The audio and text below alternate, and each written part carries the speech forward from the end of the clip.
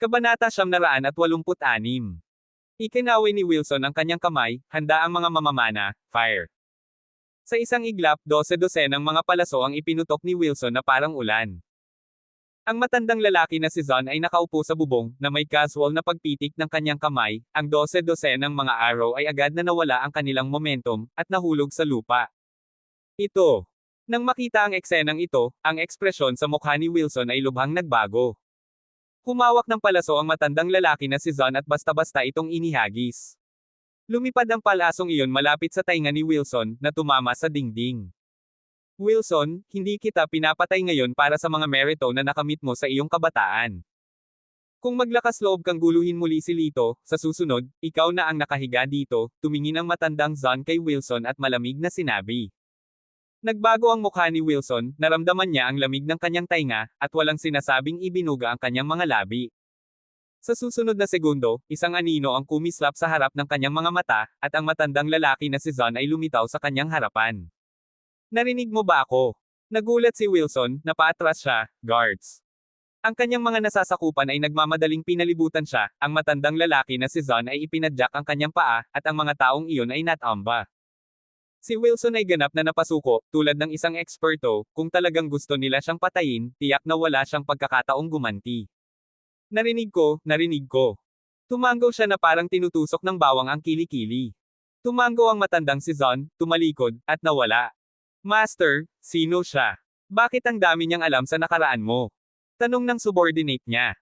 Si Wilson ay nagsuot ng pangit na ekspresyon sa kanyang mukha, umiling-iling ang kanyang ulo habang sinabi niya, hindi ako sigurado, ngunit pinaalalahanan niya ako ng isang tao. Sino? Sabik na tanong ng kanyang nasasakupan. Dumilat si Wilson, ang nakakatakot na hitsura ay kumakalat sa kanyang mukha, na parang kahit na ang mga alaala ay sapat na upang palamigan ang kanyang gulugod. Iyon ay isang bagay na nangyari mahigit 200 taon na ang nakalilipas. Sinasabi na ang taong ito ay ang nakababatang kapatid ng Saint Master ngayon, na kilala rin bilang numero 1 martial artist sa mundo. Gayunpaman, sa ilang kadahilanan, sila ay naging magkaaway.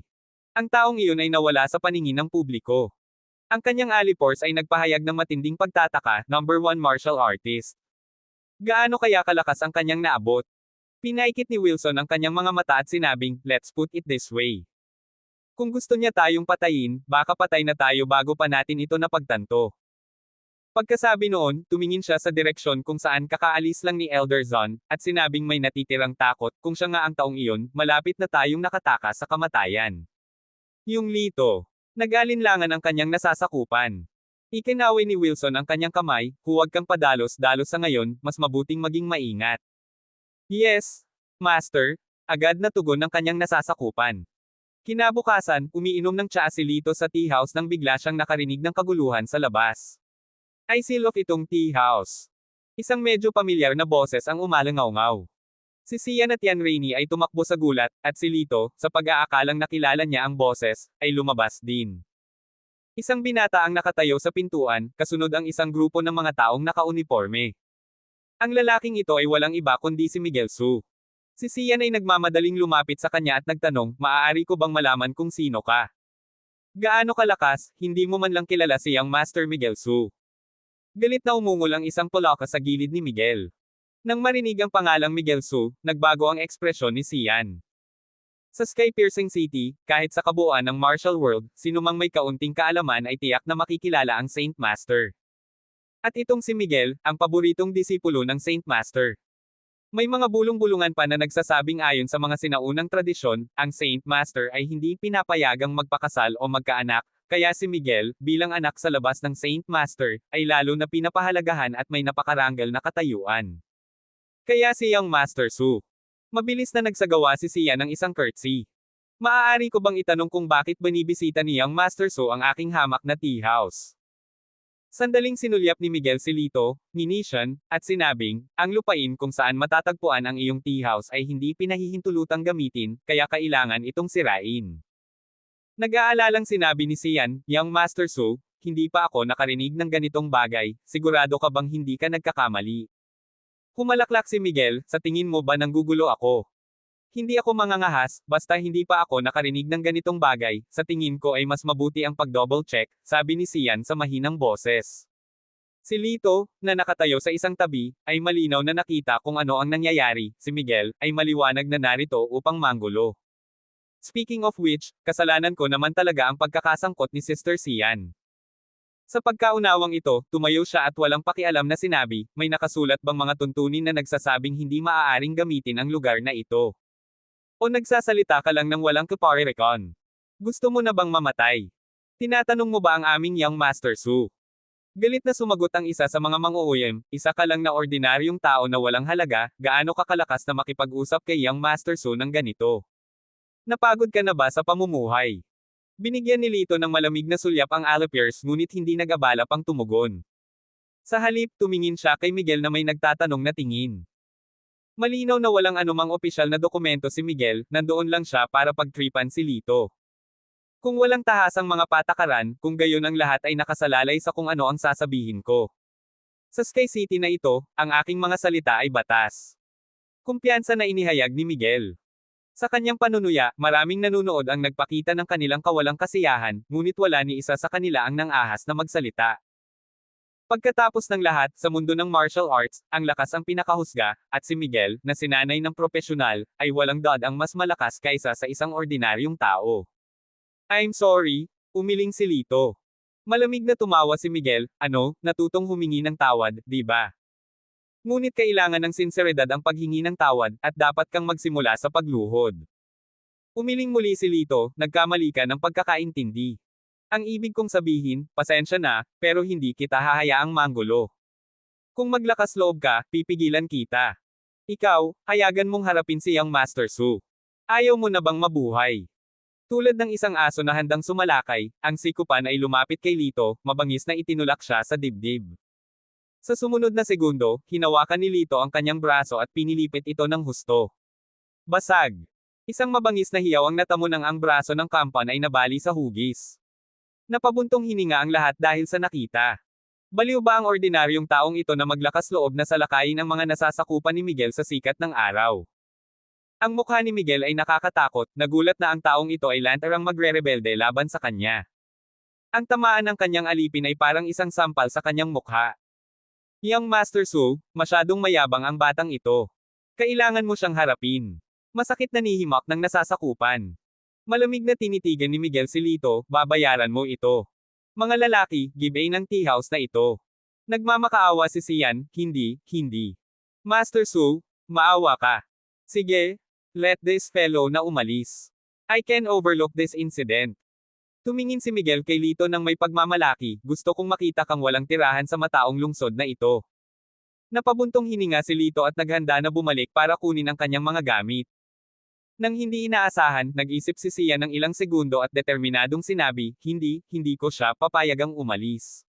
Si Lito, nagulat, ay bumulalas, Sister Sian. Namula si Sian at tumawa, tinulungan mo akong makawala sa malaking problema noon. Gaano man ako kasakim o natatakot, hindi ako magiging isang taong walang utang na loob. Ganyan kalalim na pagkakaibigan. Well, ang iyong tea house ay susunod sa batang ito sa pagkamatay nito. Malawak na ikinaway ni Miguel ang kanyang kamay, ibagsak mo ito. Tumigil ka. Sa sandaling ito, umalangaw-ngaw ang isang nakakatandang boses. Kumunat ang noo ni Miguel, lumingon upang tumingin, at nakita ang isang karwahe na nakaparada sa malapit, na may isang matandang lalaki na bumaba mula rito. Ang lalaking ito ay walang iba kundi ang master ng Great Chin Mansion, si Floyd Chin. Nang makita ang pulang balahibo na palamuti sa dibdib ni Floyd, kahit na hindi siya nakilala ng karamihan, alam nila na ang kanyang katayuan ay hindi pangkaraniwan. Hindi nasisiyahang nagtanong si Miguel, at ikaw? Tumawa si Floyd, pinagsalikop ang kanyang mga kamay at nagpakilala, nananatili akong hindi nagbabago sa pangalan at pagkakakilanlan, ako si Floyd Chin, kasalukuyang residente ng Great Chin Mansion. Nang marinig ang mga salitang, Great Chin Mansion, agad na nagsalita ang mga tao. Kaya si Floyd Chin mula sa Great Chin Mansion. Siya ay isang bihirang makitang eksperto. Mahilig daw siya sa martial arts at bihirang lumabas. Bakit siya pupunta dito sa tea house? Exactly, visiting the tea house is one thing, pero bakit siya nakikialam? Ang mga tao ay napuno ng kalituhan at kuryosidad. So, si Mr. Chin. Maging si Miguel, nang makaharap si Floyd, ay kailangang bumati sa kanya ng may paggalang. Walang pag-aalinlangan na tanong ni Floyd, anong nangyayari dito? Bakit ganito ang lahat? Casual na sumagot si Miguel, walang anuman, nagtuturo lang ng leksyon sa ilang mga walang pakundangan na walang isip. Wala kang dapat alalahanin, Mr. Chin. Yung taong tinutukoy mo, siya ba? Itinuro ni Floyd si Lito. Tumango si Miguel, oo, siya iyon. Tumawa si Floyd, pabirong nagtanong, nag-cruise na ba kayo ng landas kasama siya? Sumagot si Miguel, isang beses na akong nakipagpalitan ng suntok sa kanya. Sino ang nanalo at sino ang natalo? Tanong ni Floyd, may mapaglarong ekspresyon sa kanyang mukha. Bahagyang nagbago ang kulay ng mukha ni Miguel, itinaas niya ang kanyang baba at sinabing, bagaman mayroon siyang kaunting kalamangan, ito ay higit sa lahat dahil hindi ko ginamit ang lahat ng aking lakas. Ang isang ordinaryong tao na tulad niya ay hindi katumbas ng aking buong laban. Nang marinig ito, sinimulan ni Floyd na haplasan ang kanyang balbas, natatawa, kung ganoon, ipinapayo ko sa iyo, Mr. Su, sa susunod na labanan mo siya, maaari mo ring gawin ang lahat. Tanong ni Miguel Su na nakakunot ang noo, bakit ganoon? Si Floyd, tumatawa, ay sumagot, dahil kung ganoon, hindi ka masyadong matatalo ng nakakahiya. Nagbago ang kulay ng mukha ni Miguel, si Floyd ba ay banayad na pumanig kay Lito. Nagulat si Miguel Su, malamig na sinabi ni Floyd, Mr. Su, pumunta ako dito ngayon para sa isang meeting. Dapat kang bumalik sa pinanggalingan mo. Huwag mong guluhin ang mood ko. Nalilitong tanong ni Miguel, isang pagpupulong dito. Kanino? Tumugon si Floyd ng isang magalang na kilos kay Lito, natural, nandito si Brother Lito.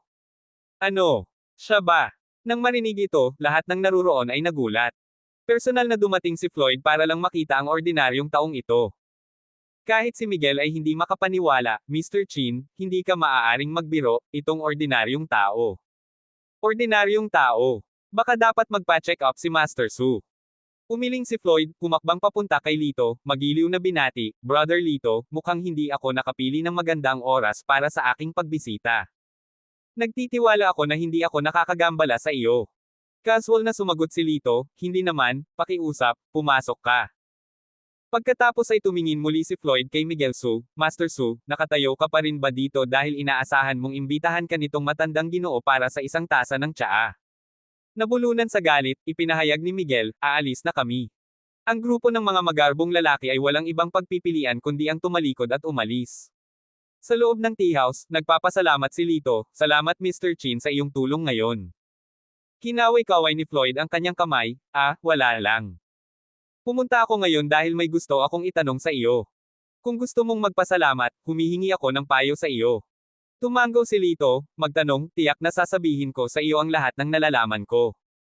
Kabanata 987. Kalokohan, hindi ko akalain na kahit si Floyd ay tatayo kay Lito. Pagbalik sa bahay, hinampis ni Miguel ang mesa sa galit. Ang kanyang wingman, na nakahawak sa kanyang may benda na braso, ay nagsabi, Young Master, ang brat na iyon ay nang ahas na tumawid sa iyo sa publiko, hahayaan na lang ba natin siyang makatakas? Talagang hindi, kung ang matandang bastos na si Floyd ay maglakas loob na harapin ako, hindi ko rin siya bibitawan. Sabi ni Miguel na may galit na mukha, nagngangalit ang kanyang mga ngipin. Ngunit si Floyd ay may espesyal na katayuan at isang elder, hindi mabuti para sa iyo na kumilos. Napabuntong hininga ang wingman. Hey, hindi ako makakilos, pero kaya ng amo ko. Nagdilim ang mukha ni Miguel, sa ilang araw, magiging pagdiriwang na ng palasyo, tiyak na aanyayahan si Floyd na dumalo, sa oras na iyon, sisiguraduhin kung madidisgrasya siya. Kung tungkol sa Lito na bastos na iyon, gagawin kong mas masahol pa sa kamatayan ng buhay niya. Isang masamang ilaw ang sumilay sa mga mata ni Miguel. Sa loob ng Imperial Palace. Holy Master, nawala na naman tayo sa kinaroroonan ng bata. Isang subordinate ang lumuhad sa harap ni Neo Yin. Walang silbi. Sa isang sampal ni Neo Yin, ang kanyang nasasakupan ay tinamaan at tumalsik ng dugo. Holy Master, iligtas mo ang aking buhay, ang binatang iyon ay masyadong mabilis. Kahit na marami sa amin ang nakabuntot sa kanya, nawala pa rin siya sa amin. Nanginginig na sabi ng nasasakupan. May nalaman na ba kayo tungkol sa background ng binata? Sabi ni Neo Yin na may malungkot na mukha. Wala po siyang record sa martial arts community.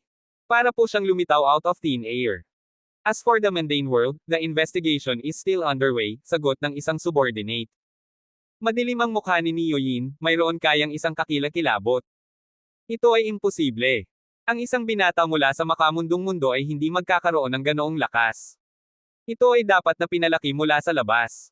Kinawian niya ang kanyang kamay, no need to worry. Ang susi ngayon ay mahanap ang batang iyon. May kadugo siya tulad ng human emperor. Kailangan ko ang kanyang dugo. Tumango ang nasasakupan, oo. Kasabay nito, inanunsyo ng pamilya Lin sa buong lungsod na magdaraos sila ng kasal sa loob ng 3 araw at anyayahan ang lahat sa lungsod. Nagulat ang mga tao at alam na alam kung ano iyon. Nabalitaan ko na ang pamilya Lin ay nagdala ng isang batang babae mula sa makamundong mundo na kasing ganda ng isang diwata. Hindi lang iyon, pero nabalitaan ko na ang babae ay isang once-in-a-century martial arts genius. Perfect couple sila ni Young Master Lin. Sa pasukan ng Lin Mansion, nagbubulungan ang mga tao na may masasayang ekspresyon sa kanilang mga mukha. Tiningnan ni Lito ang karatula at hindi napigil ang umiling. Tanong ng isang lalaki, "Little brother, why are you shaking your head? Don't you approve of this marriage?" Bahagyang sinabi ni Lito, hindi siya mapapangasawa ni Joshlyn. Haha, kung hindi siya mapapangasawa ni Young Master Lin, pwede ba? What a joke. Ang kabilang partido ay nanunuya. Lito, how dare you show up here?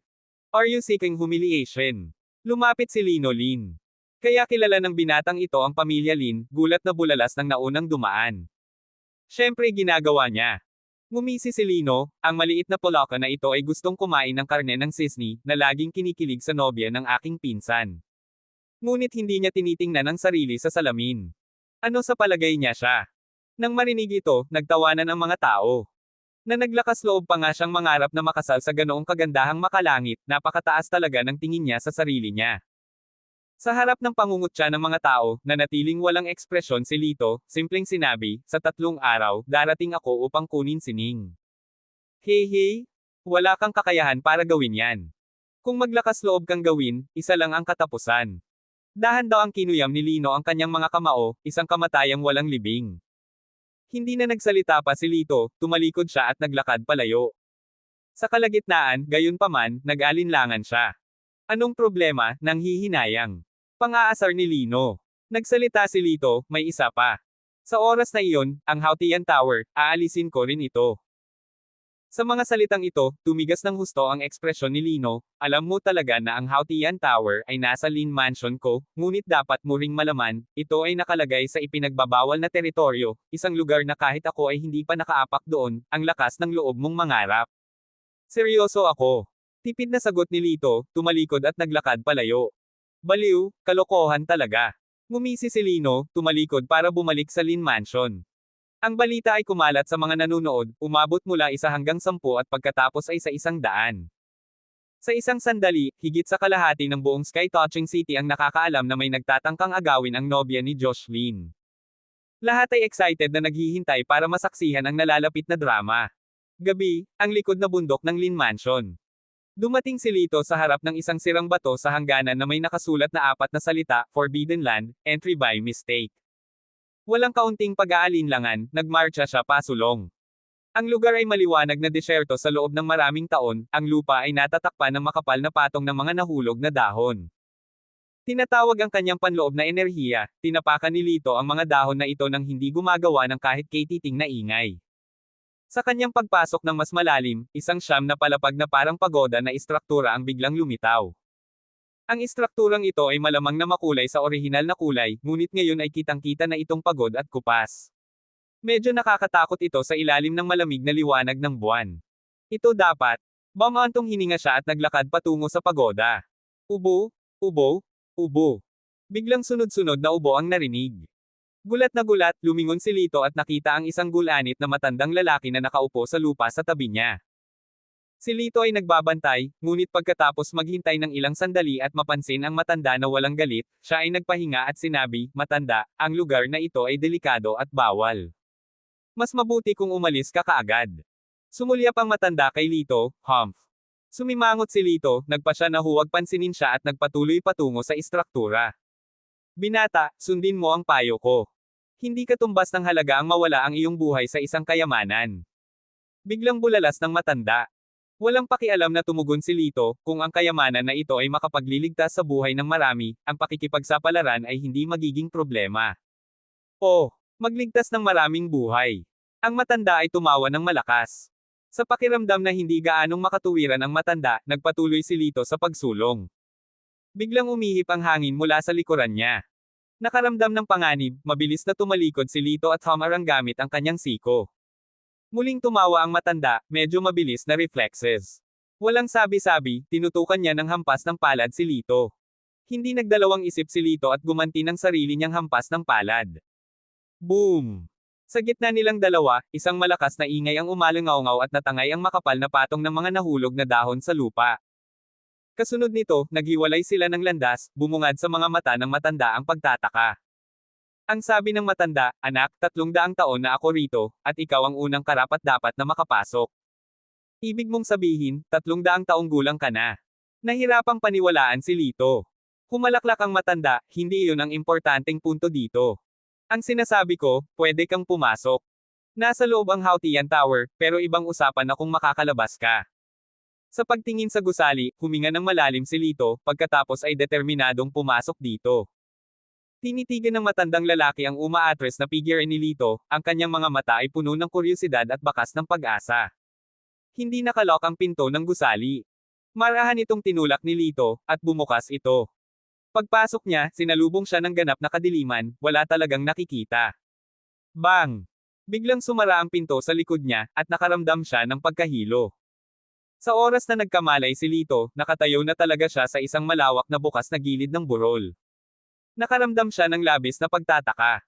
Bigla siyang nakarinig ng malalim na boses na umaalingaw mula sa itaas, "Welcome to the third trial field. Dito, dalawa lang ang pagpipilian mo. Una, magtipon ng 9 na kulay na mga spirit crystal at umalis ng ligtas. Pangalawa, mapatay ng iba." Pagkatapos ng mga salitang ito, walang ingay. Trial field. Napakunot ang noo ni Lito, tila hindi sinasadyang nakarating siya sa isang dayuhang kaharian, at ang gusaling iyon ang pasukan sa banyagang kaharian. Don't kill me. Magka-teammates tayo, how could you do this? Biglang nagmula sa hindi kalayuan ang nakakasakit ng pusong sigaw ng isang babae. Tahimik na naglakad si Lito upang makita ang isang batang babae na nakasandal sa isang puno sa ilalim ng puno, duguan mula sa kanyang balikat. Sa tapat ay nakatayo ang isang binata, hawak ang isang dagwang punyal sa kanyang kamay. Napangiti ang binata at binasag ang katahimikan, hindi mo talaga maiisip na magkakaroon ka ng mga kasamahan dito. Sa kill or be kill foreign realm na ito, wala akong ibang pagpipilian. Pero tinulungan na kita, niligtas ang buhay mo. Nangako kayong magtitiwala sa isa't isa. Dismayadong sabi ng dalaga. Hey. Siyempre nagsinungaling ako sa iyo. May hawak kang 3 spirit jewels. Kung papatayin kita, magiging akin ang mga hiyas na iyon. Sa wakas makakaalis na ako sa napakasamang lugar na ito. Pagkasabi nito, hinawakan niya ang kanyang punyal at naglakad patungo sa dalaga. Mahinang yumuko ang dalaga sa lupa, parang kuneho na walang magawa. Inagaw ng bata ang isang bag ng tela mula sa kanyang baywang, ibinuhos ang mga spirit jewels. Matako niyang tinitigan ang spirit jewels, hindi man lang napansin na lumakad na pala si Lito. Sino nandyan? Nang marinig ang mga yabag, itinutok niya ang kanyang punyal kay Lito. Walang pakialam na sumagot si Lito, dumaan lang ako. Sinulyapan siya ng lalaki, nalaman na walang spirit jewels si Lito, at nawala ng interes. Tumalikod na siya para umalis. Huwag kang umalis, ibalik mo sa akin ang aking spirit jewels. Sinugod siya ng dalaga, mahigpit na hinawakan ang bag ng tela. Naghahanap ng kamatayan, ikaw ba? Pagkatapos ay pagbibigyan kita ng iyong hiling. Masungit na sabi ng binata sabay taas ng punyal. Boom! Biglang nasa harap niya si Lito, naghagis ng suntok na nagpalipad sa kanya. Parehong natigilan ang dalaga at ang binata. Pagkatapos ay inilibot ng binata ang kanyang mga mata at sinabing, maliban na lamang kung gusto mo ring kunin ang mga spirit jewels. Kung gayon, bakit hindi natin ito hatiin? Kumuha ka ng isa, kukuha ako ng 2.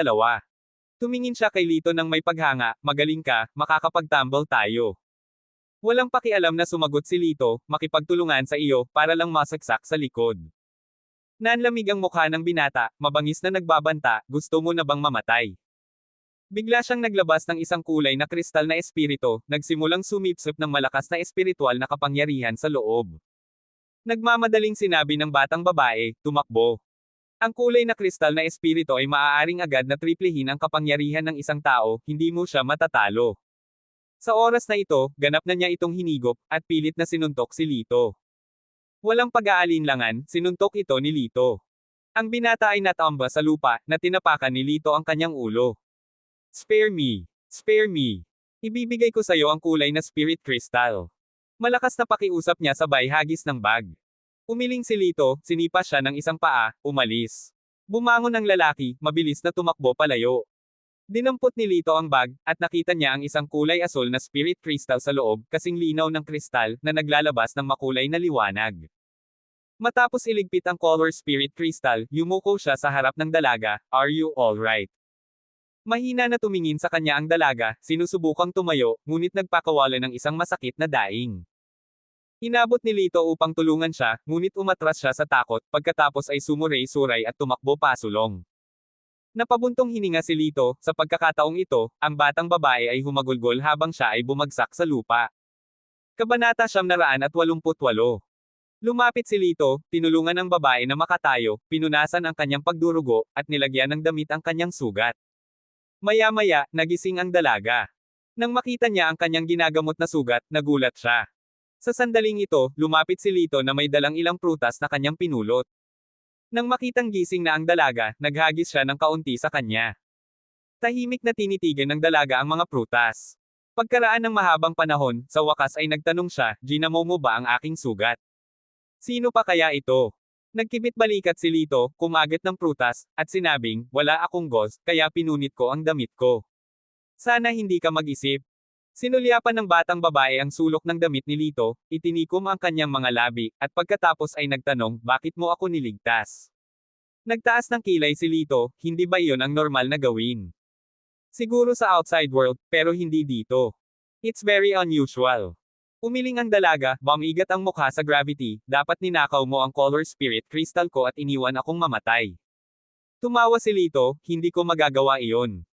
Bumantong hininga ang batang babae, at sa isang pababang tingin, tinanggal niya ang isang bag sa kanyang baywang at ibinigay kay Lito, "Kunin mo." "Para saan ito?" Napatingin si Lito sa kanya nang may pagtataka. "Malubha akong nasugatan at hindi na ako makakaligtas ng mas matagal sa lugar na ito. Imbes na hayaang nakawin ng iba ang color spirit crystal ko, mas gugustuhin kong ibigay ito sa iyo." Bahagyang ngumiti ang dalaga, ngunit walang bahid ng init sa kanyang mga mata, tanging kawalan ng pag-asa. Hindi inabot ni Lito ang burlap bag, sa halip, binibigkas ang bawat salita, "Hindi ka mamamatay, paprotektahan kita." "Hey!" Isang malamig na panunuya ang ibinigay ng dalaga, halatang hindi naniniwala sa kanya. Hindi na nagsalita pa si Lito. Tutal, kahit anong sabihin niya, hindi siya maniniwala. Gagawin lang niya ang gusto niya. Naka-cross legs, binago ni Lito ang topic, "Lito Argel ang pangalan ko, paano ka?" Sumagot ang babae, "Yongsen Ye." Tumanggaw si Lito, "Maaari mo bang sabihin sa akin kung nasaan tayo?" Nanlaki ang mata ni Yongsen, "Hindi mo ba alam kung nasaan tayo? Paano ka nakapasok dito?" "Naglakad ako sa isang kakaibang gusali at napunta dito," tugon ni Lito. Napabuntong hininga si Yongsen, "Ito ay isang hindi makamundo na trial ground. Ang gusaling pinasukan mo ay dapat isa sa mga gate, ngunit dapat may harang sa pasukan." Umiling si Lito, "Wala. Ang lugar na ito ay kadalasang ginagamit para sa pagpapabuti ng sarili dahil ito ay sumusunod sa batas ng gubat, ang pagpatay ay hindi krimen. Gayunpaman, may mga taong nagpapadala rin ng mga salarin dito." Nagpatuloy si Yongsen sa mahinang boses, "Sa anumang kaso, hindi ito magandang lugar. Ngunit maaari nitong lubos na mapahusay ang lakas ng isang tao at maasa ang kalikasan ng isang tao sa maikling panahon." Nakakunot ang kanyang kilay, napaisip si Lito saglit, pinaghihinalaan na marahil ang gusaling iyon ang konektado sa lugar na ito. Kung hindi siya makaalis dito, mamamatay siya sa lugar na ito. Sa pamamagitan lamang ng pag-alis sa lugar na ito maaari niyang makuha ang Hautian Tower. Dapat sabihin na ang mga nagpoprotekta sa Sky Tower ay napakatalino, higit pa sa paglalagay ng anumang bitag ng karayom. Nang malaman ito, si Lito ay may isang layunin sa isip at tumayo, sinabing, "Tara na." Kasabay nito, iniabot niya ang isang kamay kay Yongsen. Bahagyang huminto si Yongsen, nag-alinlangan sandali, at pagkatapos ay inilagay ang kanyang kamay sa palad ni Lito. Aalis na sana ang dalawa, may dumating na grupo ng mga tao. "Kita mo, hindi ako nagsinungaling sa inyo." Ang binata na namumuno sa grupo ay ang taong nakasalubong nila kanina. Pagkatapos niyang umalis, lalo siyang naging ayaw na pabayaan ang mga bagay-bagay. Nang makatagpo siya ng ibang grupo, sinabi niya sa kanila ang nangyari at ibinalik sila para sa paghihiganti. Ang babae ay may 3 kulay na espiritong kristal, at ang lalaki ay may isa. Ayaw ko ng marami, ibalik mo na lang sa akin ang isang orihinal na pag-aari ko. Sa kanyang tatlo, maaari mong kunin ang mga ito, sabi ng binata, na nakatitig kay Lito. Basta patayin mo ang batang ito. May kasama siyang apat pang tao, isang binata, at tatlong lalaking nasa katanghaliang gulang, lahat ay mukhang mabangis. Iniskan sila ni Lito, napansin ang mga mantsa ng dugo sa kanilang mga damit. Ang ilan ay natuyo, at ang ilan ay sariwa malinaw, nakapatay sila ng mga tao ng hindi madalas. Anak, ibigay mo ang may kulay na kristal na espiritu, hahayaan ka naming mamatay ng mabilis. Kung hindi, mas masahol pa sa kamatayan ang ibibigay namin sa iyo. Sabi ng isa sa mga nasa katanghaliang gulang na lalaki, pagkatapos ay lumingon kay Yangsan. Ano ang dapat nating gawin sa babaeng ito? Medyo maganda ang mukha niya, sayang kung patayin siya. The effeminate young man said, "It's been quite a month since I last had a woman. Let's have some fun today." Hey! Ang iniisip mo lang ay ang mga bagay na ganyan. Ngunit ang babaeng ito ay mukhang nakakaakit, ang pagkakaroon ng kasiyahan ay hindi masamang ideya para maibsan ang pagod, ang nasa katanghaliang gulang na lalaki ay tumingin kay Yangsan. Nang marinig ito, ang grupo ng mga lalaki ay nagnanais na agad nilang sugurin si Yangsan. Namutla ang mukha ni Yangsan, at bigla siyang naglabas ng punyal, inilipat ito patungo sa kanyang art area. Ang sumunod na segundo, ang kanyang palso ay hinawakan ni Lito. Hindi natin sila kayang talunin lahat. Mas mabuting mamatay kaysa mapahiya. Naluluhang sabi niya. Inagaw ni Lito ang punyal mula sa kanyang kamay at malamig na sinabi, sino ang nagsabing hindi natin sila kayang labanan? 5 lang sila. Hahaha, binata, hindi ka naman ganoon katanda, pero siguradong malaki ang bibig mo. Nang marinig ang mga salita ni Lito, tumawa ang nasa katanghaliang gulang na lalaki. Tito, tigilan mo na ang kadaldalan sa kanya. Bilasan mo na lang siya para mapagsilbihan tayo ng maayos ng babae. Inip na udyok ng binata. Okay, looking at him, I don't think I even need your help. I can easily handle him alone. Inikot ng nasa katanghaliang lalaki ang kanyang espada sa kanyang kamay, ang kanyang mukha ay may nakakatakot na ngiti habang dahan-daang lumapit kay Lito. Speechless. Si Lito, na kanina pa nanunood ng drama, ay nawala ng pasensya at walang magawa kundi pumulot ng sanga sa lupa. Nang makita ito, tumawa ang iba. Wala ka namang balak na awayin kami niyan di ba? Tulala ka ba? Naramdaman ni Yangsan na lumubog ang kanyang puso, bumantong hininga, at hinanda ang sarili para sa pinakamasama. Walang ekspresyon na lumapit si Lito sa lalaking nasa katanghaliang gulang at mahinahong sinabi, ito, sapat na para patayin kayo. Sa sandaling binigkas ang mga salita, isang sanga ang mabangis na tumusok. Nangyari ito ng biglaan at mabilis na walang sino man ang nagkaroon ng oras upang mag-react. May mapanuksong ngiti pa rin sa mukha ang nasa katanghaliang gulang, ngunit ang mga sanga ay tumusok na sa kanyang lalamunan. Binawi ni Lito ang sanga ng kasing bilis ng pagkakasaksak niya dito. Nakahawak ang mga kamay sa kanyang lalamunan, ang mga mata ng nasa katanghaliang gulang ay nakatitig kay Lito na hindi makapaniwala. Parang gusto niyang magsalita, pero bago pa niya magawa, matigas siyang bumagsak sa lupa. Sa isang pagkatulala, ang iba pang mga lalaki na sa simula ay tumatawa ng hysterical na pinanood ang nasa katanghaliang gulang na lalaki na bumagsak. Masyado silang nabigla para makapagsalita. Nang matauhan sila, umungol sila kay Lito na pinalibutan siya, mapahamak, papatayin kita. Napakunot ng noo si Lito, huwag ka nang magsalita, gawin mo na lang. Ang binata ang unang kumilos, ngunit bago maabot ng espada sa kanyang kamay si Lito, isang sanga ang tumusok sa kanyang balikat. Pagkatapos, sinubukan ng isa pang nasa katanghaliang gulang na lalaki na umatake mula sa likuran, ngunit hinawakan ni Lito ang espada ng binata, umikot at natamba ang nasa katanghaliang gulang na lalaki. Ang ikatlong nasa katanghaliang gulang na lalaki ay nagpakita ng nakakatakot na ekspresyon, umatras, at pagkatapos ay tumalikod upang tumakbo. Inihagis ni Lito ang espada sa kanyang kamay at tumama ito sa likod ng lalaki. Nakita ng binata na nanguna sa kanila ang eksenang ito at sa sobrang takot ay lumingon siya at tumakbo. Sumunod na segundo, siya ay inapakan ni Lito. Kuya, patawarin mo ako. Nagkamali ako. Napasigaw siya sa takot. Samantala, napuno siya ng panghihinayang. Kung alam niya kung gaano kaitikot ang lalaking ito, dapat tumakbo na siya hanggang sa malayo. Binigyan kita ng pagkakataon, at tumanggi ka. Ang malamig na boses ni Lito ay nagmula sa itaas, na sinundan ng isang paa na nakatapak pababa. Kinuha ni Yangsan ang nahulog na espada, at naglakad patungo sa nasugatang binata. Lumayo ka. Bitawan mo ako. Kinilabutan na ang dating mayabang na kabataan. Malamig na sagot ni Youngsun, kung ako lang ang humihingi ng awa ngayon, pakakawalan mo ba ako? Hindi, papahirapan mo pa ako. Go to death, trash. With that, she stabbed down without any hesitation. Agad na bumagsak ang binata at wala ng buhay. Lumapit si Lito at sumama kay Youngsun sa pagsusuri sa mga bangkay sa lupa. 4 na tao, ngunit mayroon lamang 2 kulay na espiritong hiyas. Ipinahayag ni Youngsun ang kanyang pagkabigo. Mahinang sumagot si Lito, normal. Ang mga taong ito ay hindi masyadong malakas. Kung hindi sila nagsama-sama, matagal na silang namatay. Ibinigay ni Youngsun ang 2 kulay na espiritong hiyas kay Lito, sinabing, itago mo ang mga ito. Karapat-dapat ka. Ngumiti si Lito at kumuha ng isa, inilagay ito sa kanyang bag, isa para sa bawat isa sa atin. Patas at parisukat. Pero bakit? Pinatay mo sila, hindi mapalagay si Youngsun. Sumagot si Lito, kung hindi dahil sa iyo, hindi ko sila makakaharap. Kaya, nag-ambag ka rin. Binabaluktot mo lang ang katotohanan, she remarked. Nagkibit balikat si Youngsun, gayunpaman, salamat. Pagkatapos, nagsimula na silang dalawa sa kanilang paglalakbay. Pagkatapos ng kaganapang ito, ang saloobin ni Youngsun kay Lito ay nagbago ng malaki, hindi na nag-iingat sa kanya, dahan-dahan siyang nagsimulang magbukas. Sa kanilang pag-uusap, nalaman ni Lito na halos 20 araw na si Youngsun sa lugar na ito. Bumantong hininga siya, nag-aalala talaga ako na matrap ako dito magpakailanman.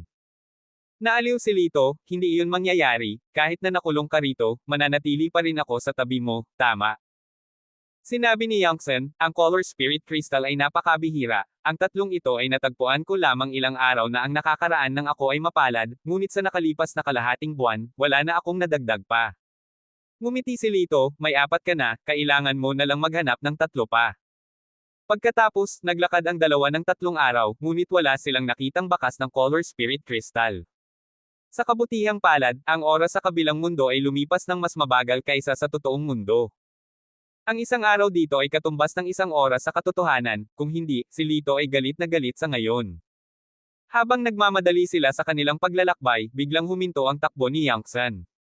Tumingin siya kay Lito, gaano ka tiwala sa sarili mong kakayahan. Tiwalang tumugon si Lito, ganap. Buntong hininga. Bumantong hininga siya, na tila walang magawa, may alam akong lugar kung saan mayroong color spirit crystals, ngunit napakadelikado, maraming tao ang pumunta doon para lang mabaigo, kaya hindi ko na ito binanggit noon. Sumagot si Lito, hindi na kailangang mag-alinlangan, dalhin mo ako doon. Tumango si Youngsun, napansin na tila nagmamadaling umalis si Lito. Noong una, ayaw niyang ipagsapalaran ang paglalakbay, ngunit upang gantihan si Lito sa pagliligtas sa kanyang buhay, nagpasya siyang isama ito.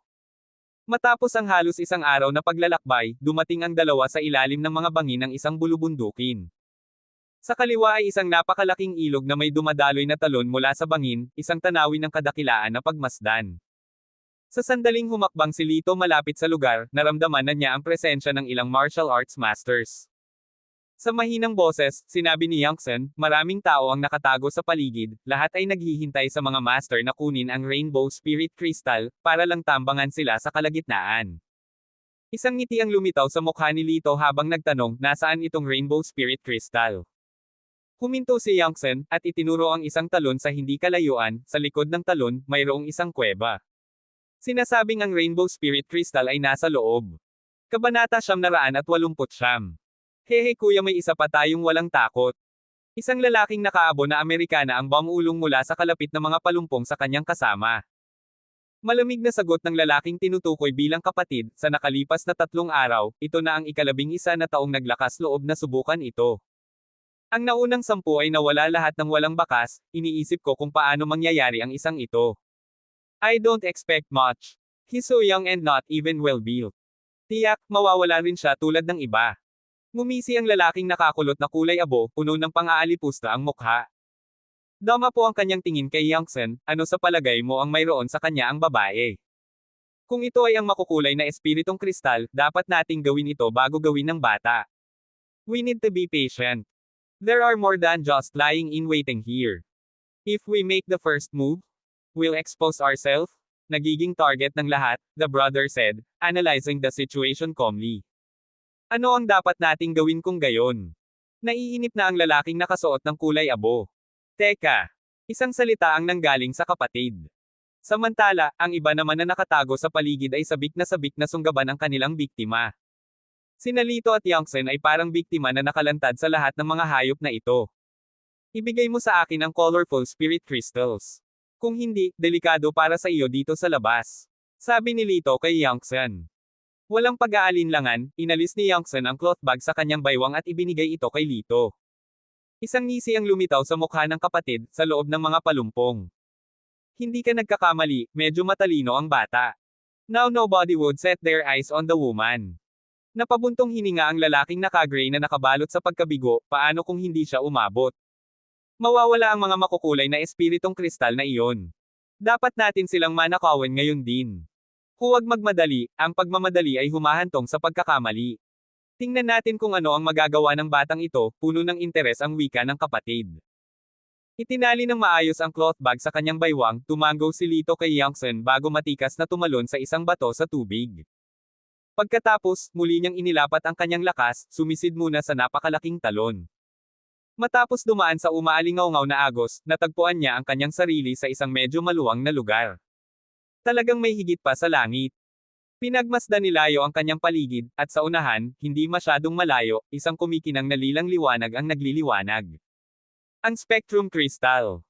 Ang liwanag ay tila nagtataglay ng isang tiyak na kaakit-akit, na pinipilit ang isang malabo na pakiramdam sa isip ng isang tao, at nag-uudyok sa kanya na maglakad ng diretso patungo dito. Sa sumunod na sandali, isang bugzo ng malamig na hangin ang dumaan. Kumunat ang noo ni Lito at mabilis na tumakbo palayo. Mula sa dilim, isang kuko ang umabot. Kasunod nito, lumitaw ang isang nilalang na may matipunong katawan, malalakas na paa, medyo kamukha ng rhinoceros ngunit may dalawang gintong sungay sa ulo. Isang golden horned spirit rhino. Nagulat si Layo, ang nilalang na ito ay isang uri ng espiritual na hayop, na ang ranggo ay hindi partikular na mataas, ngunit nagdadala ng nakakatakot na mapanirang puwersa. Sa mahinang liwanag, nakita ni Lito ang isang pares ng buto at buhok ng tao sa sulok. Tila ang taong pumasok kanina ay nilapan ng halimaw na ito. Buti na lang pinilit ako ng matanda na isaulo ang spiritual beast catalog noon. Little beast, hindi mo ako matatakot. Ikinuyom ni Layo ang kanyang mga kamao, bahagyang yumuko ang kanyang katawan, at sinimulang paikot-ikot ang Golden Horn Spirit Rhino ng dahan-dahan. Ilang beses na kinamot ng Golden Horn Rhinoceros ang lupa gamit ang forehoof nito, ibinaba ang ulo nito, at biglang sumugod kay Lito. Naging seryoso ang ekspresyon ni Lito, pumitik siya, dumapo sa likod ng Golden Horn Rhinoceros. Dagandong. Kailan pa nakaranas ng ganitong kahihiyan ang Golden Horn Rhinoceros? Iniangat ang ulo sa galit na galit, pilit nitong ibinagsak ang katawan sa pader na bato. Itinaas ni Lito ang kanyang kamay, ipinatong ang isang suntok sa ulo nito. Ang Golden Horn Rhinoceros ay natigilan, lumuhad ang isang tuhod at nagpupumilit na maibalik ang linaw nito. Mabibigat na hininga ang lumalabas sa ilong nito, mabangis na lumalaban sa pagtayo nito, naghahanda na muling sumampa sa dingding. Ang isa pang suntok ay nagmula kay Lito, ang cycle na ito ay umuulit ng maraming beses. Galit na galit ang Golden Horn Rhinoceros, halos umuusok ang ilong nito. Gayunpaman, masakit din ang kamay ni Lito. Sa kabila ng hindi partikular na matalino, ang Golden Horn Rhinoceros ay may kahangahangang pagtutol sa mga suntok. Ang mga regular na espada at talim ay hindi makapasok sa malabakal nitong balat. Ito ay kabilang sa uri na hindi makakatalo sa iyo, ngunit hindi mo rin ito kayang patayin. Isang tunay na nakakainis na pag-iral. Higit pa rito, ang espasyo dito ay hindi masyadong malaki, ang mga pader ay mukhang mahina, kaya hindi siya nang ahas gumamit ng anumang mga armas, kung sakaling siya ay nagdulot ng pagbagsak. Hindi katakataka na maraming eksperto ang naunang namatay sa mga kamay nito. Sa kabutihang palad, alam niya ang isang mahinang punto ng rhinoceros, ang balat na malapit sa puso nito ay lubhang mahina, kaya kailangan niya maging matyaga, maniobra sa paligid nito at maghintay ng pagkakataon. Malamig na pinandilatan ng Golden Horn Rhinoceros si Lito, nagbabantang umungol mula sa lalamunan nito. Pagkatapos, muli itong sumugod kay Lito, namumula ang mga mata. Hinubad ni Lito ang kanyang jacket, nagpakawala ng dagandong, huminga ng malalim, at sumugod patungo sa Spirit Rhino. Bang! Nagkabanggaan sila, at natangay si Lito. Hindi rin basta-basta bumigay ang Spirit Rhino. Halika, bastos ka! Sumigaw si Lito, winawagayway ang kanyang mga braso at binti, tila isang baliw. Ang Spirit Rhino, na puno ng galit, ay nagmamadaling sumugod, at sinalubong ito ni Lito ng walang takot. Pagkatapos ng daan-daang tulad na banggaan, ang katawan ni Lito ay natatakpan ng mga pasa, at ang Spirit Rhino ay hindi na mabuti, ang mga binti nito ay pailay at ang isang mata nito ay hindi maimulat. Halika, ituloy mo, sasamahan kita hanggang sa huli ngayon. Pinunasan ni Lito ang pawis sa kanyang mukha, umuungal ng malakas. Malinaw na nawalan ng pasensya ang Spirit Rhino, inilagay ang lahat ng lakas nito sa isang matinding pagsisikap, ibinaba ang ulo nito, at ginamit ang sungay nito para sumugod kay Lito. Hinawakan ni Lito ang isang sungay, nagpakawala ng mabangis na dagandong at walang awa na pinunit ito. Ang Espiritu Rhino ay bumagsak sa lupa, sumisigaw sa matinding paghihirap. Itinaas ni Lito ang kanyang Xuanyuan sword at itinusok ito sa puso nito. Sinabayan ng nakakaiyak na hiyaw, ang Espiritu Rhino ay kumaibot saglit, at hindi nagtagal ay hindi gumagalaw. Inihagis ni Lito ang espada at umupo sa lupa, humihingal. Maya-maya, tumayo siya, pinunit ang kabilang sungay ng Spirit Rhino, at tinipon ang magkabilang sungay. Ang sungay ng Unicorn Beast ay isang mahalagang bagay, hindi dapat basta-basta baliwalain. Pagkatapos ay isinantibi niya ang tiyan ng Unicorn Beast at kinuha ang panloob na core. Nang magawa ang lahat ng ito, lumapit siya sa talon upang linisin ang mga mantsa ng dugo sa kanyang katawan, isuot ang kanyang damit, at mas lalo pang pumasok sa kuweba upang kunin ang Rainbow Spirit Crystal. Inilagay niya ang Rainbow Spirit Crystal sa kanyang sako. Ngayon, mayroon siyang 3 Rainbow Spirit Crystals. Sa puntong ito, halos 5 oras na ang lumipas mula nang pumasok siya. Walang kamalay-malay sa sitwasyon sa labas, hindi nagpapahinga si Lito at agad na tumalon palabas. Si Yongsen ay nakaupo sa tabi ng ilog, naghihintay hanggang sa punto ng kawalan ng pag-asa. Tulad ng iniisip niya na maaaring hindi na bumalik si Lito, isang figure ang tumalon mula sa talon. Lito! Napatayo siya bigla, tumakbo papunta sa kanya sa sobrang tuwa. Swoosh! Isang malamig na simoy ng hangin ang humampas sa hangin. Panganib! Tumigas ang mukha ni Lito nang agad niyang hinayla si Yongsen sa kanyang mga braso at pareho silang bumulusok sa tubig. Sabay-sabay, isang maitim at nakakalaso na palaso ang dumaan sa kanila. Ngumisi si Lito, kakalabas lang, at ang mga taong ito ay hindi makapaghintay na umatake, hindi ba? Di nagtagal, lumabas ang unang grupo, 3 nasa katanghaliang gulang na mga lalaki. Ibigay mo ang Aura Crystal, bata, at baka maligtas ka namin. Mayabang na deklare ng isa sa mga lalaki. Tinapik ni Lito si Yongsen, sinenyasan siyang tumabi. Tumango si Yongsen, hinawakan ang kanyang sugat sa balikat, at lumipat sa gilid. Nang makita ang pinsala ni Yongsen, ngumisi ang lalaki, hehe, napakabihirang. May natitira pang bakas ng sangkatauhan sa isang lugar na tulad nito. Nanunuya ang isa pang lalaki, bastos. Kahit na hindi ka namin patayin, may ibang walang isip. Might as well do you as the favor. Sa tingin mo ba ang pagtulong sa iba ay kawalang isip? Tumaas ang isang kilay ni Lito. Di ba? 3 kami kanina. Nung nasugatan yung isa sa amin, inalis ko siya at kinuha yung aura crystal niya. Tama yung paraan. Kumpiyansa na iginiit ng lalaki. Umiling si Lito at tumawa. Ano ang nakakatuwa sa pagiging nasa pintuan ng kamatayan? Nagdilim ang mukha ng lalaki. Maliwanag sa inyong dalawa. Nakangiting sinabi ni Lito, kung ang isang tao ay walang habag, ano ang naghihiwalay sa kanila sa mga hayop? Hindi, kahit na ang mga hayop ay may damdamin. Kayong dalawa ay mas masahol pa sa mga hayop. Enough with your preaching. Sabay nating tapusin siya, wala nang pag-aaksaya ng oras. Nawalan ng pasensya ang 2 lalaki, itinaas ang kanilang dalawahang palakol, at brutal na inihampas sila kay Lito. Pinalitaw ni Lito ang kanyang Xuanyuan sword, pinipigilan ang pag-atake, na nagdulot ng isang daloy ng nakasisilaw na kislap. Ibinato ng isa ang kanyang palakol sa gilid. Biglang sumugod si Yongsen gamit ang kanyang espada at winasiwas ang pag-atake. Hindi mo kailangan tulungan akong lumaban. Sinulyapan ni Lito ang pinsala sa kanyang balikat. Sinabi ni Yongsen sa kanyang puso, hindi ko kayang hayaan na harapin mo silang mag-isa. Pagkatapos noon, nag-away silang dalawa ng magkatabi. Hindi pinalawig ni Lito ang laban, ngunit mabilis na hinarap ni Lito ang kaaway. Gayunpaman, sa lalong madaling panahon ay naayos na nila ang dalawang ito, marami pa ang lumitaw. Napunit ang sugat sa balikat ni Yongsen, at tumagas ang napakaraming dugo. Namutla ang kanyang mukha, at tumulo ang malalaking patak ng pawis sa kanyang mukha. Mukhang hindi na siya makakatagal pa. Niyakap ni Lito ang kanyang baywang at tumalon palabas ng karamihan. Pagkatapos ng isang pagsabog ng sprinting, nakarating sila sa isang masukal na kagubatan. Mahinang sinabi ni Yongsen, sa palagay ko ay hindi nila tayo sinundan. Titango na sana si Lito nang biglang sumeryoso ang mukha niya at tumangala siya sa harapan. Nakatayo sa tapat nila ang isang binata na nakasuot ng itim, malamig ang mukha at balingkinitan. Tumayo siya ng tuwid na may hawak na espada, mukhang mayabang. Dala ang isang babae na nasugatan at gumagalaw pa rin sa ganitong bilis. Kahanga-hanga, sabi ng lalaki, na sumulyap kay Lito. Sinabi ni Lito kay Yangsun, lumayo ka. Napakalakas ng lalaking ito, mag-ingat ka, paalala ni Yangsun sa kanya na may pag-aalala. Habang sinusuri si Lito, walang pakialam na nagsalita ang lalaki, gaya ng sinasabi ko, maaaring malakas ka, ngunit hindi ka makakapantay sa akin.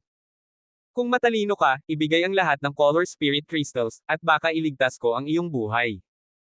Tinapik ang cloth bag na nakasabit sa kanyang baywang, sumagot si Lito, nandito na ang color spirit crystals, kung gusto mo, kunin mo na sila. Mukhang may tiwala ka, ngunit sa kasamaang palad, ang iyong kay-abangan ang magiging iyong pagbagsak. Malamig na tumawa ang lalaking nakasuot ng itim. Halos hindi na bumigkas ang kanyang mga salita nang ang kanyang anyo ay napalitan ng isang itim na guhit, sumugod patungo kay Lito na parang bagzo ng hangin. Sobrang bilis. Iyon ang unang reaksyon ni Lito. Kahit na sa mga martial artist, ang bilis na iyon ay itinuturing na kapantay ng malakas. Siya ay umiwas sa kaliwat kanan, palaging nagagawang magaling na umiwas nang malapit na siyang tamaan ng espada. Lalong naiinip, ang lalaking nakaitim na nagsalita, anak, ilabas mo ang iyong sandata at labanan mo ako. Nakangiting tugon ni Lito, ngunit hindi siya pinansin. Makalipas ang ilang daang round, ang lalaking nakaitim ay nawawalan na ng galit, habang si Lito ay naghihintay ng tamang sandali upang ilapat ang kamao sa kanyang tiyan. Ang lalaking nakaitim ay umubo ng isang subo ng sariwang dugo, na nagulat kay Lito. Hindi niya inaasahan na mas mabilis pa sa kanya ang binatang ito. Nang malapit na siyang mag-ipon ng kanyang lakas, bigla niyang natagpuan ang kanyang sarili na wala ng lakas, na nagpapadala ng lamig sa kanyang gulugod. Sa mahinahong boses, sinabi ni Lito, hindi ka ba makapag-ipon ng anumang lakas? Hindi mo ba maiikot ang iyong panloob na enerhiya? Ang suntok ko ay sapat na upang maparalisa ang iyong mga meridian sa loob ng kalahating oras. Natigilan ang lalaking nakaitim at tumalikod para tumakas. Sa sumunod na segundo, nakatayo si Lito sa kanyang harapan. Gusto mong tumakbo? I'm afraid it's too late. Kabanata 909. Huwag mo akong patayin, masasabi ko sa iyo kung saan makikita ang chilling crystal. Bulalas ng lalaking nakaitim, sa tono ng pagkataranta. Si Lito, na akmang hahampasin ng kanyang kamao, ay agad na huminto at nagbabala, masama ang kahihinatnan kung niloloko mo ako. The man in black assured him, I guarantee, I won't lie. Pero delikado ang lugar, you'll need your ability to get it. Sumulyap si Lito kay Yangsun, na tumango. Kaya, sinabi niya sa lalaking nakaitim, sige, lead the way now. Sa kalsada, kumuha si Lito ng isang itim na tableta at iniabot ito sa lalaking nakaitim, at sinabing, ito ay isang tableta na pansamantalang pipigil sa iyong panloob na kapangyarihan. Kainin mo ito. Ayokong manatiling nakabantay sa iyo. Bagamat ayaw, ang lalaking nakaitim, na pinilit ng pagbabanta, ay nilunok ang tableta. Tingnan kung mayroon siyang chilling crystal sa kanya, mungkahi ni Yangsun. Wala, stop searching, sagot ng lalaking nakaitim. Pagkatapos ng masusing paghahanap, si Lito, sa katunayan, ay walang nakitang chilling crystals. Nagtataka si Yangsun, nagtanong, napakalakas mo, paanong posible na wala kang chilling crystals? Nagkibit balikat ang lalaking nakaitim at tumugon, hindi ako nandito para crystal. Nandito ako para maghanap ng mga karapat-dapat na kalaban upang sanayin. Umiling si Yangsun, pumunta dito para maghanap ng mga kalaban, galit ka talaga. Anong pangalan mo? Tanong ni Lito sa lalaking nakaitim. Ang lalaking nakaitim, na nagpatibay ng isang mapanghamon na ekspresyon, ay walang kabuluhang tumugon, bakit ka ba nag-aalala? Sa malamig na tawa, naglabas si Lito ng isang pilak na karayom, itinutok ito sa lalaking nakasuot ng itim na leeg, ninisya niya ng masama, it's none of my business, you say. You're such a creep. Fine. Hindi ba pangalan lang? My name will always be Jerry Tang. Jerry Tang, ikaw ba ang baliw na kilala bilang Jerry Tang? Nanlaki ang mga mata ni Yangsun sa gulat nang marinig niya ang pangalang ito. Kilala mo ba siya? Tumingin si Lito kay Yangsun. Tumango si Yangsun. Medyo sikat siya dito. Pumupunta lang siya dito para hanapin ang color spirit crystals o makipaglaban sa lahat ng uri ng tao. Siya ang pinakamatagal na nakaligtas sa larangan ng pagsubok na ito. Pagmamalaki ni Jerry, tama. 3 taon na ako dito at natalo ko ang 516 na tao. Napangiti si Lito sa gilid ng kanyang mga labi, at ilan ang natalo sa iyo. Nabasag ang maskara ng pagmamataas ni Jerry, at nagngangalit ang kanyang mga ngipin, bago ngayon, isang beses lang ako natalo. Natuwa si Youngsen, bueno, ngayon ay 2 beses ka nang natalo, at sa pagkakataong ito ay natalo ka ng husto. Napatalon si Jerry sa galit, ano ang silbi? Maya-maya, matatalo ko siya. Sinabi ni Lito, tama na ang usapan, gabayan mo lang kami. Sa ngayon, siya at si Youngsen ay mayroong 3 color spirit crystal bawat isa. Para makaalis, kailangan nilang maghanap ng 8 pa sa kabuuan. Hindi ito magiging madali, ngunit tiwala si Lito. Matapos maglakad ng kalahating araw, dumating sila sa isang lambak ng ilog upang magpahinga. Biglang may naisip si Lito at naglabas ng isang sungay mula sa Golden Horn Spirit Rhinoceros, pinulbos ito, at sinabi kay Youngsen, ipakalat mo ito sa iyong sugat, mabilis itong gagaling. Nagulat si Jerry, pinatay mo ang Golden Horn Spirit Rhinoceros na iyon. Casual na sagot ni Lito, syempre. Tila nakapasok na rin ang taong ito sa talon, ngunit hindi pa niya kinalaban ang Golden Rhinoceros. Tumingin si Jerry kay Lito na may masalimuot na ekspresyon, ang kanyang iniisip ay puno ng pagdududa. Mapahamak, medyo malakas talaga ang batang ito. Sa panahon ng proseso ng paglalapat ng pamahid, lumitaw ang isang mahirap na sitwasyon. Nagkaroon ng through and through injury ang balikat ni Youngsen.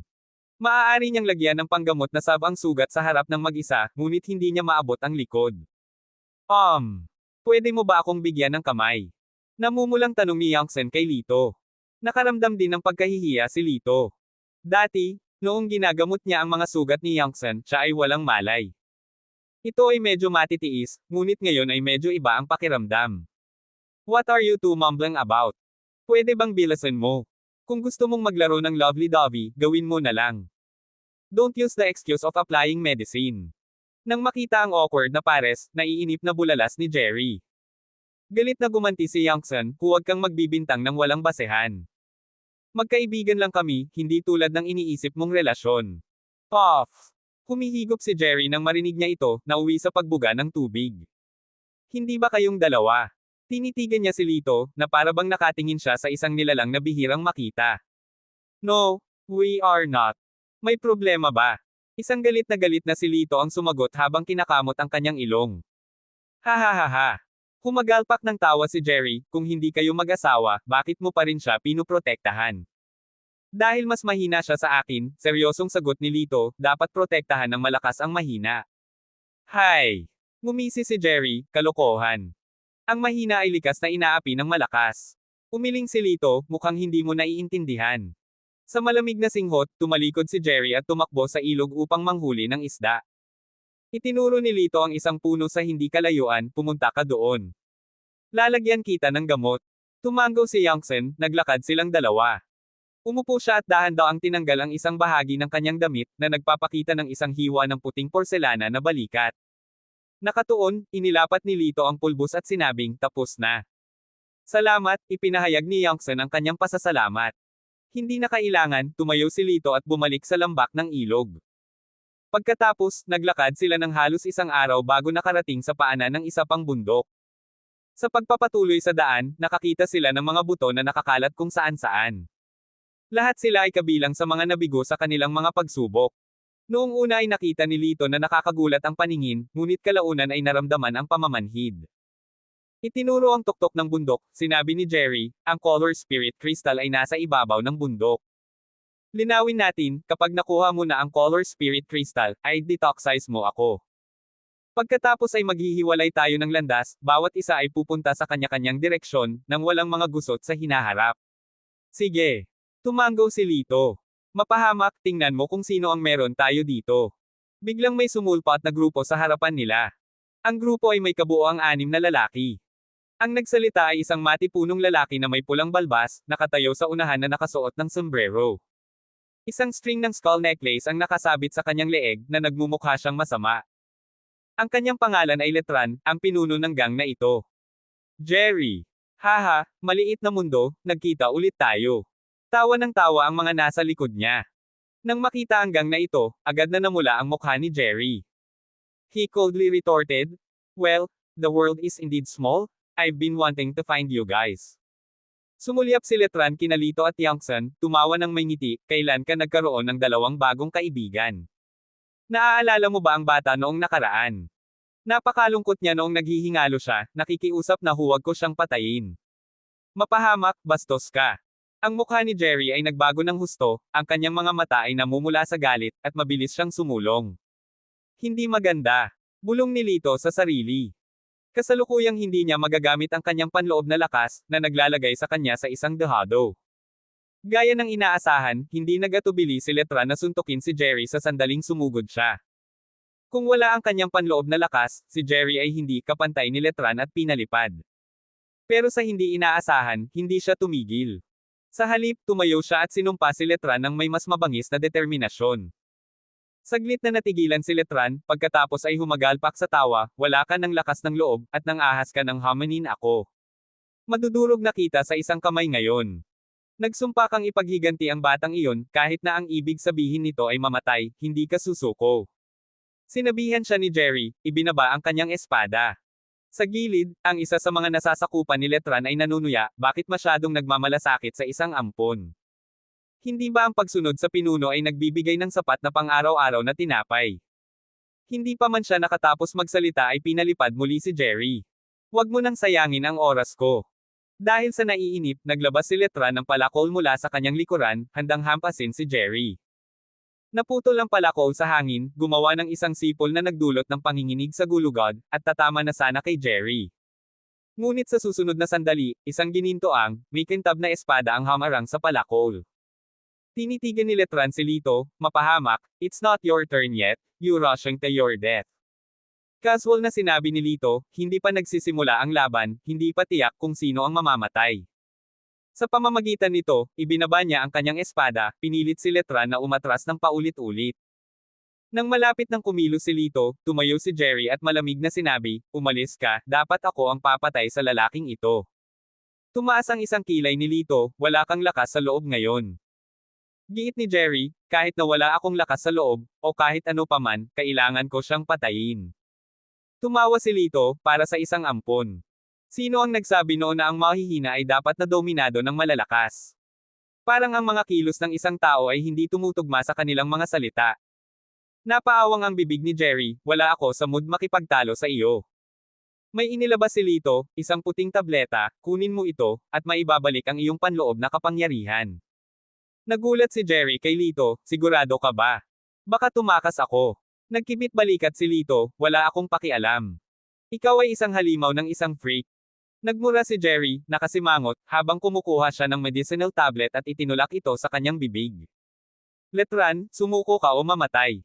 Matapos mabawi ni Jerry ang kanyang panloob na lakas, siya ay naging isang ipoypo, na nagmamadali patungo kay Letran. Nagbago ang mukha ni Letran. Itinaas niya ang kanyang palakol upang ipagtanggol ang sarili. Si Jerry, na tila nabaliw, ay tinadtad siya ng daan-daang beses ng sunod-sunod. Bang! Nabasag ang palakol sa kamay ni Letran. Puno ng pagkabigla ang kanyang mukha, sumigaw siya, ano pa ang hinihintay ninyong lahat, halika at tumulong. Nang makita ito, sumugod ang kanyang mga tagasunod na nakataas ang kanilang mga sandata. Ang mga sugat ni Yangtze ay halos gumaling na. Kasama si Lito, nakipaglaban sila sa isang matinding labanan gamit ang kanilang mahabang espada. Pagkaraan ng ilang sandali, ang mga kampan ay kalahating patay o malubhang nasugatan. Itinutok ni Jerry ang kanyang espada sa lalamunan ni Letran, malamig na nag-utos, ibigay mo. Hinubad ni Letran ang kwintas ng bungo sa kanyang leeg. Nang makita ang kwintas, huminga si Lito ng matalim. Nanginginig si Yangtze, lahat sila. Mga bata, pakiusap, iligtas mo ako. Lumuhad si Letran sa lupa, umiiyak para sa awa. You piece of basura, death is too good for you. Malamig na sabi ni Jerry habang ang kanyang espada ay tumusok sa lalamunan ni Letran. Matapos makitungo kay Letran, naramdaman ni Jerry na parang isang malaking kargada ang naalis sa kanyang dibdib. Lumuhad siya sa lupa, nakatitig sa mga string ng mga kwintas ng bungo. Nagpalitan ng tingin sina Yangtze at Lito bago lumapit sa kanya. Huwag kang magsalita. Hayaan mo akong magkaroon ng kaunting kapayapaan saglit, sabi ni Jerry. Okay. Sumenya si Lito kay Yangtze gamit ang kanyang mga mata, at tumabi sila, iniwan si Jerry na mag-isa. Pagkaraan ng ilang sandali, kinuha ni Jerry ang nakakalamig na hibla ng mga kwintas na bungo at natisod sa kanyang mga paa. Pumunta siya sa isang magandang lugar at nagsimulang maghukay ng ilang hukay. Pagkatapos, hinubad niya ang bawat bungo bago ibinaon sa mga hukay. Naupo siya malapit sa mga bante ng lupa na iyon ng tahimik, hindi umimik. Lumapit si Lito sa kanya at tinapik siya sa balikat. Bumulong si Jerry na parang kinakausap ang sarili, noong kinuha ko ang batang iyon, nakita ko na lang nakawili-wili ito, isang bagay na magpapagaling sa aking pagkabagot. Ngunit siya ay talagang isang matinong mabuting bata. Kung hindi dahil sa akin, hindi niya makikilala ang basurang iyon na si Letran, hindi niya. Kuya, nagawa mo na ang lahat, huwag mong sisihin ang sarili mo. Mahinang sabi ni Lito.